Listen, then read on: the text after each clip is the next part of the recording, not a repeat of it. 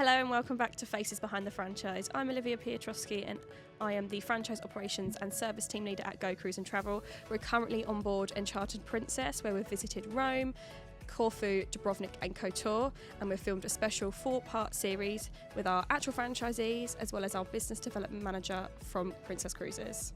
We hope you enjoy. So tell us a bit about yourself, Rich.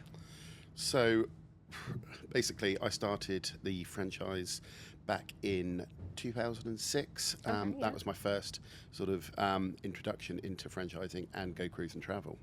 I didn't stay for a long time. I think 2012 was when I sort of moved on, and the only reason really was to go start a family, and it just wasn't then sort of viable as a family sort of thing going forward. Yeah. So I went into some other industries, and my passion though has been travel all the way through. So I always hankered after returning, and to be honest, GoCruise and Travel was the only sort of franchise, the only place that I was going to come back to. I've kept in contact with a lot of the current franchisees from when I was with the franchise before, and it was only, the journey back was fairly easy. So I've been back now for 18 months nearly, coming up. Yeah, pretty much coming up 18 months, and I've been loving it. It's been a great journey. And do you think keeping in contact with those franchisees during that period of time where you did move on to something else made a massive difference when coming back? Because you knew people, you could just pick up sort of where you left off. Absolutely. Keeping in contact with them, not regularly, but seeing what they were doing, and with the rise of social media, being able to keep up to date with what they were doing there, and also meeting up occasionally with them.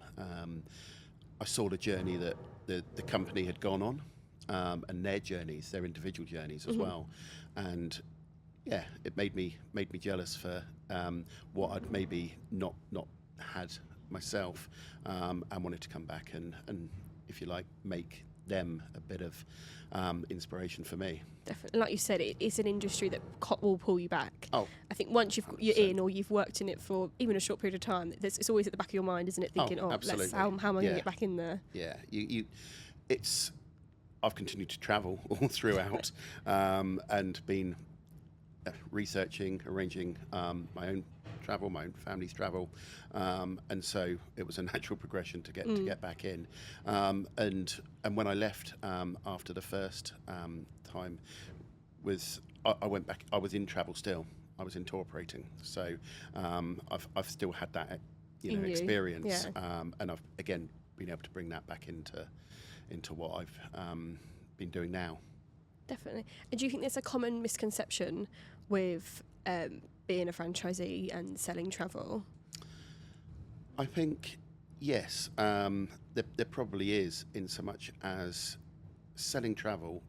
It's not easy, but it's everybody wants to travel. Everybody wants a holiday, so people probably think it's easy in so much as they're going to get inquiries. They're going to be able to just turn a hand to booking a holiday for someone, whether it be friends, family, or further afield. But it's not as easy as that, because you do have to find those leads, and you have to deliver on what you're promising and the service levels that you're wanting to strive for, and be able to deliver that. And I think as much as it can be difficult with those leads, it's something that is nice to work in. Everyone's always happy when they're booking a holiday. You might occasionally get the odd customer that something might go wrong, but initially everyone's excited. It's a nice thing absolutely. to sell. It's a nice thing to sell. 100%. And I think people come maybe into this industry from all manner of different industries, and you're selling maybe a product where it's a need, not a want. Yeah. But I think that's certainly the case, where people want to go on holiday. People want to have a conversation with you. It's an easy discussion, really, from those early discussions. Definitely. I mean, I'm one of those people who lives to go on holiday, so I think you are. I think I am. I think it's what you do, isn't it? I think everyone's got annual leave, and you've got to use it, and you go away and book with someone like yourselves who can help be there from the very start to the very end of what you book them for. And that's it, because the way I try and approach the discussion is people think that, why should I book with you? Mm-hmm. What are you going to offer me different? And then you can start telling them about, what service you can provide. Yeah. And this is where, within the franchise and with your own business growth and what you're trying to do, is you can add little nuances to what you can do for them. So whether it be newsletters, whether it be calls to them to wish them happy holidays or on return, there's no structure to what you do. It's very much your individual preferences. But the other thing is, people will book maybe direct with an operator, Mm-hmm. which is, all well and good. But we can also book that for them with that added sort of service level. And so they don't have to be going directly to an operator, calling up a call centre. They've got us to do that for them at no extra cost. And that's something people don't realise, I think. It's that personalised aspect of it, isn't it? And Yeah. I think when I speak to people, it's that you might ring an operator and you might speak to someone different every day, whereas when they're coming to you, you get to know them and what they like within a holiday. And Absolutely. And like you said, and with running, obviously it's your part of your own business, how do you see the support from head office? It's there for you to use, and I think I use it a fair amount. Look for your guidance, your experience. I've been out of the franchise and out of the travel business for a number of years, so it's understanding what's worked recently well, because you guys have got access to all of us franchisees, and what they're doing and can maybe suggest what's worked, or if I've got an idea and it has happened and I've been told, that was so 10 years ago, it won't work anymore. So it's being able to use that support also from the marketing perspective as well. Having that is really good to be able to deliver something that looks professional to our customers. And with the working alongside your fellow franchisees, the community side of it, do you feel like you can ring them up and bounce off ideas off each other? For example, we're on board Princess Enchanted at the minute. This is an experience where you can get to know. Is that something that helps with your business day to day? Yes, I think it certainly is. I think we need to do more. If I'm honest, I think 20 years ago, when I was first joined, it was very much, there was no real social media, but there was no Teams, like we have access to Teams now, and video conferencing calling and stuff like that. So we've been able to develop in-person sort of meetings and events. So I think in this year we're doing a lot more, and being here on this ship has been a fantastic few days to be able to sort of forge those relationships, because where we are on a video call, it's just a face, and you're not necessarily building those relationships in person, but to be able to do that. And it's also with you guys from head office here, it's been able to build those relationships as well, and sort of grow them as And I know you're one of our franchisees that does take every opportunity that you can pretty much get. You're always on ship visits and going on different events and trips. And how does that help with your knowledge? It's a never-ending, journey. Everything changes. We're talking about the ship visits. There's new ships every year that come introduced and launched, and you want to be on there to be able to then talk about those with your prospective clients. That's that sort of side of it. We've also got the training that the franchise offers, and always trying to get on as many of those as I can when time allows, because knowledge is key, isn't it? Definitely, it's definitely your power. It's your tool. It's what you need. Exactly. And do you feel you specialise in different areas, or do you like to be open in what comes to you and what's right for your customer at the end of the day? That's obviously the most important thing. I think that's the thing. When you're a home worker, you are very much sort of beholden to what they want.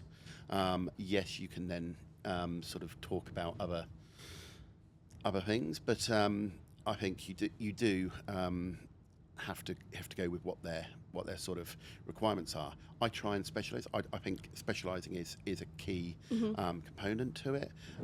For me, I'm trying to sort of enter the expedition sector.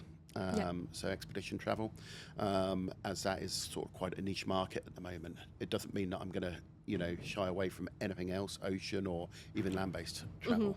But I think to have that specialty does allow you to sort of hone in on something and then be that sort of key person, really. Do you think in your career in travel, has there been one thing that's really stuck out that you've been really proud of, and that you think back and think, oh, I'm glad I did that, or that worked for me? Or? I'll sort of turn that a little bit, not on a moment, but especially returning to travel. I came back, there was no client bank, I had zero leads, essentially. So when you have those clients that book with you for the first time, and you're very grateful for that, so why are you putting your trust in me? But it's even better when they come back to you or refer you to a friend, family member, and that really is that's a proud moment to know that, and have multiple repeat bookings from that same client. It's that is, you're doing a good job then. Amazing. What's one piece of advice you might give a prospective franchisee that are considering joining GoCruise Travel? So I would say there's two elements. Is your experience within travel. Have you been in travel before? Have you got any or business ownership? In that respect. But I'll take it on the second point is it's not easy to start a franchise, to start your own business in travel. As a lot of prospective franchisees will know, they've probably looked at other franchises out there. There's a lot. So it's when you start, do you actually do this full time? Do you have any other sort of sources of income? Because it takes a while for that first stream of income to start coming in after you've made your first bookings.